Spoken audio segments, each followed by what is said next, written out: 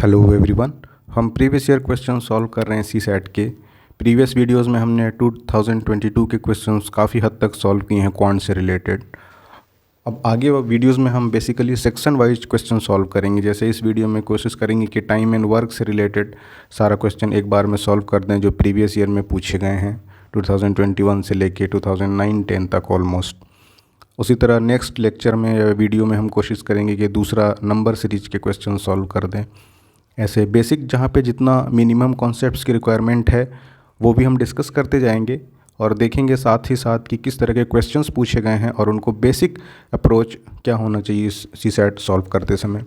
Basically अगर 27 से 28 questions हम सॉल्व कर लेते हैं सी सेट में सेलेक्टिवली तो भी बेड़ा पार हो जाता है। लेकिन अब क्या हो गया है कि पैनिक इतने ज़्यादा हो जा रहे हैं लोग पैसेज को देख के, तो ये जो बॉर्डर है उसके इस पार ज़रा सा की वजह से आ नहीं पाते और फिर साल भर का नुकसान है। वो बहुत बड़ा ये मतलब सदमा जैसा होता है सी सेट डिस्क्वालीफाई करना।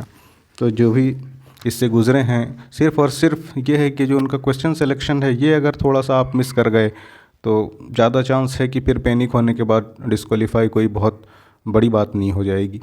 तो इससे ज़्यादा अच्छा दूसरी बात कि हमेशा इतने क्वेश्चंस आराम से होते हैं स्कोप कि आप सेलेक्टिवली बिल्कुल कम से कम मतलब 1-2 एरर के साथ अगर 30 भी अटेम्प्ट कर दें तो भी आप सी सेट क्वालिफाई कर सकते हैं। लेकिन फिर वही है easier said than done real time में। और दूसरा कि पैसेज का जो प्रिडिक्टिबिलिटी है आप कितनी भी एक्यूरेसी के साथ सॉल्व करें आप श्योर नहीं हो सकते कि आपने पैसेज सही किया है। तो मेरे हिसाब से तो पैसेज पे रिलाई करना आजकल खास करके 2022 का जो पेपर है काफ़ी वेग ऑप्शंस है ना। अब मानने को तो यूपीएससी से कौन बहस कर सकता है, तो वो कुछ भी आंसर सही मान ले, लेकिन वो में एकदम वेगली थे ही डिज़ाइंड। वो कोई कितना भी पारंगत हो तो कुछ ना कुछ वो है ना मोर देन वन मीनिंग उसको डिसिफर कर सकता है और अपने हिसाब से इंटरप्रेट करेगा। तो एक बड़ा लेसन ये था कि उस पर रिलाई ना करके बेहतर है कि बिल्कुल सेफ़ खेलें और जो क्वांट वाला सेक्शन है यहीं से हम आराम से क्वालिफाई कर लें कि एक्स्ट्रा जो भी नंबर आ जाएँ तो आ जाएँ, अदरवाइज़ उनकी ज़रूरत भी ना पड़े। तो एक्चुअली ये बेसिकली मैंने थोड़ा सा एक अप्रोच डिस्कस कर दिया इनडायरेक्टली कि आप अगर क्वांट 20 क्वेश्चन भी करेक्टली सेफ होके सॉल्व कर लेते हैं तो रिमेनिंग विंडो जो है आपके पास बहुत बड़ा है ना। 60 से 50 क्वेश्चन का विंडो है टोटल 80 क्वेश्चंस में। तो आप बहुत गंदा भी अगर आपका परफॉर्मेंस रहता है पैसेज, ये मैं 20 से 30 क्वांट और आपका रीजनिंग वाला इजी सेलेक्टिवली क्वेश्चंस मिला के बात कर रहा हूँ। तो इसके बाद भी अगर आपको बाकी क्वेश्चंस में से सॉल्व करने पड़ें तो आप किसी भी सूरत में बोलते हैं ना चाह के भी आप सी सेट में फेल नहीं हो सकते। तो इसी क्रम में इसी सीरीज़ में आगे बढ़ते हैं हम और आज टाइम एंड वर्क देखते हैं। टाइम एंड वर्क हमेशा से क्वेश्चंस 2-3 एक तो मिनिमम रहता ही है, कुछ ना कुछ क्वेश्चंस पूछे ही जाते हैं। तो देखते हैं हम है ना, शुरू करते हैं टाइम एंड वर्क। तो सबसे पहले वर्क डन, काम करना। हर कोई कुछ ना कुछ काम करता है। स्टूडेंट्स पढ़ाई कर रहे हैं, आप वो एक काम है। मैं वीडियो बना रहा हूँ फ़िलहाल, ये मेरा काम है। तो वर्क डन जो किसी की एफिशिएंसी होती है, कितना एफिशिएंट है काम करने में और कितना टाइम लेता है, दोनों का प्रोडक्ट होता है ना। ये क्रॉस है एफिशिएंट इनटू टाइम है ना, और एक्यूरेटली बोलिए तो एफिशिएंसी इनटू टाइम का प्रोडक्ट है वर्क डन। अब देखिए यहाँ से एक चीज़ और आप देख सकते हैं कि एफिशिएंसी जो है अगर इस तरफ आप इसको ले आइए तो वर्क डन के नीचे आ जाएगा है ना। वर्क डन का डिवाइड कर देगा ये किसको, टाइम को। यानी कि एक और चीज़ इससे हम डिसिफर कर सकते हैं कि एफिशिएंसी जो है वो अपोजिटली या रिवर्सली प्रोपोर्शनल होता है टाइम के, है ना। यानी कि कोई जितना ज़्यादा एफिशिएंट होगा किसी काम को करने में वो टाइम उतना कम लेगा। यानी कि कोई अगर एक बार में 100 पुशअप्स कर सकता है 10 मिनट में, वही इंसान 100 पुशअप्स तो कर लेता है लेकिन 20 मिनट लगाता है। तो ज़्यादा एफिशिएंट कौन हुआ? ऑब्वियसली जो 10 मिनट में करेगा। बिल्कुल बेसिक चीज़ है। तो ये प्रोडक्ट हो जाता है एफिशिएंसी और टाइम का वर्क डन। पहला तो ये जानने वाली बात है। और दूसरा ये कि अगर सपोज़ करिए कोई इंसान है एक काम को x डेज़ में पूरा करता है है ना। एक काम यानी 100% वर्क, है ना, 100% वर्क एक्स डेज में पूरा करता है, तो एक दिन का काम उसका कितना हो जाएगा, 1/। दूसरा ये कि ए किसी काम को सपोज करिए एक्स डेज में करता है, तो उसका एक दिन का काम 1/x यूनिट हो जाएगा। ये बेसिक जानने वाली बात है। यानी सपोज़ करिए ए किसी काम को 8 दिन में कंप्लीट करता है, 8 डेज़ लेता है कंप्लीट करने में किसी काम को, तो उसका एक दिन का जो काम होगा 1/8 हो जाएगा, है ना, 1/8 यूनिट। क्यों? हमने पहले भी देखा कि टाइम है वो रिवर्सली प्रोपोर्शनल है किसका, एफिशिएंसी का। तो सॉल्व करते हैं। पहला क्वेश्चन 57 इस सीरीज़ में है। ये मैंने सारा टाइम एंड वर्क के क्वेश्चंस को एक जगह क्लब कर दिया है। ये अलग अलग साल के क्वेश्चंस आएंगे सब्सिक्वेंटली, और ये सबसे पहला क्वेश्चन है, ये 2022 का है ना, 2022 के सीसेट का क्वेश्चन है ये। देखते हैं। 24 men and 12 women can do a piece of work in 30 days। 24 man और 12 वीमेन एक काम को कर सकते हैं 30 डेज़ में। ठीक है। अब हमसे कह रहा है in how many days 12 man and 24 women. अब दूसरा ये हमें पहला दिया हुआ है, हमें पूछ रहा है कि उसी को उलट दें, अगर मैन की नंबर्स की जगह पर वीमेन आ जाएं और वीमेन की जगह पे मैन, है ना, तो 12 अब मैन हो जाएं और 24 वीमेन हो जाएं, तो ये कितने दिन में काम को पूरा कर सकते हैं। तो ये इनएडिक्वेट हो जाएगा। बिल्कुल 1 सेकंड में सॉल्व किया जा सकता था। क्यों? अगर आप ऐसे भी देखिए तो ये अगर पहला इक्वेशन आप मानिए इक्वेशन नंबर 1, यहाँ वेरिएबल क्या है, एक वेरिएबल मैन है ना, और एक वीमेन है।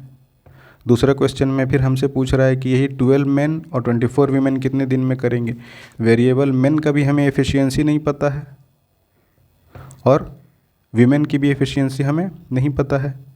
मैन और वीमेन दोनों की एफिशिएंसी हमें मालूम नहीं है, ना ही इनका कोई रिलेशन कह रहा है कि वीमेन जो हैं वो डबल एफिशिएंट है मैन से, है ना। कुछ हमारे पास इन दोनों के रिलेशनशिप में या इन दोनों की एफिशिएंसी में या दोनों कितना टाइम यूज़ लेते हैं, ये कुछ भी नहीं बताया है इनके रिलेशन के बारे में, एफिशिएंसी या टाइम के रिलेशन के बारे में।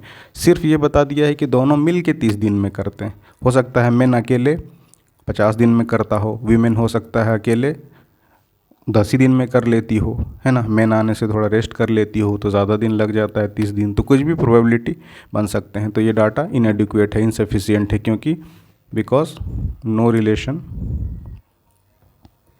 Is given.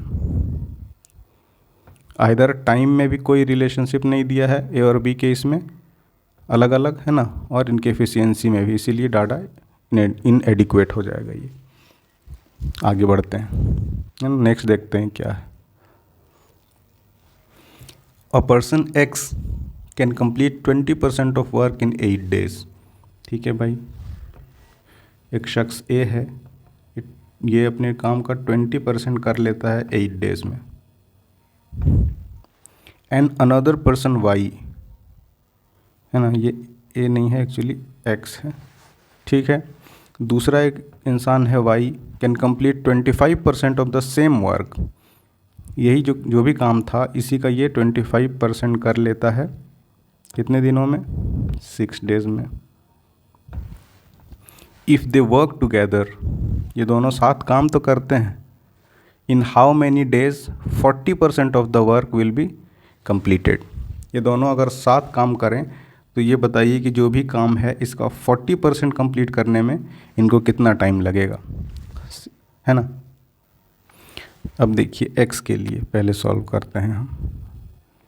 एक्स को 20% करने में 8 दिन लग जाता है किसी काम का। 20% यानी 20%, 100 में 20, है ना, यानी कह सकते हैं हम 1/5 किसी भी चीज़ का 1/5 को करने में 8 दिन लग जाता है।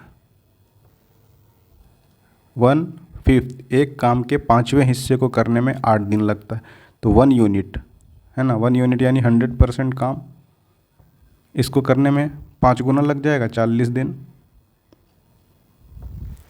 एकदम बेसिक है।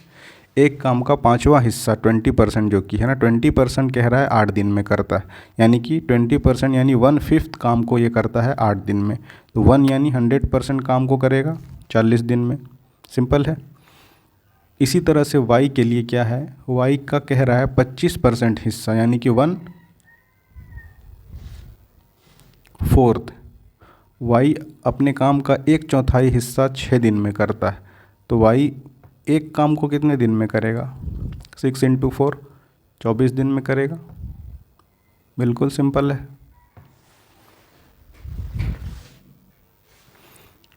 यानी हमें मिल गया x एक काम को करता है 40 दिन में, y एक काम को करता है 24 दिन में। तो x का एक दिन का काम 1/40 होगा। हमने पहले भी देखा कि एक दिन का काम यानी एफिशिएंसी है ना, यानी 1 यूनिट काम 1/40 डेज में करेगा, y 1/24। और x और y का मिल के एक दिन का काम क्या होगा, 1/40 + 1/24। इसका एलसीएम ले लेंगे 120, 3 और ये 5, यानी 8/120। x और y का एक दिन का काम ये हो गया, यानी 1/15। इसीलिए x और y का एफिशिएंसी क्या होगा, जस्ट इसको उलट देंगे, 15 हो जाएगा एफिशिएंसी। यानी x और y मिल के 15 दिन में किसी काम को कर सकता है। a किसी काम को करता है x डेज में, b किसी काम को करता है y डेज में, तो a और b मिल के उस काम को करेगा xy/x + y। तो ये जो डेराइव हुआ है ना, ये यहीं से डेराइव हुआ है।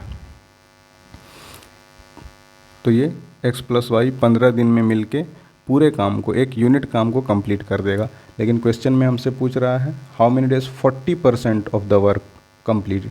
तो 15 दिन में करेगा, एक यूनिट है ना, 100% कर दिया है। तो अब 40% यानी कि 15 का 40%, 15 × 4 = 60, 6 दिन में 6 हो जाएगा।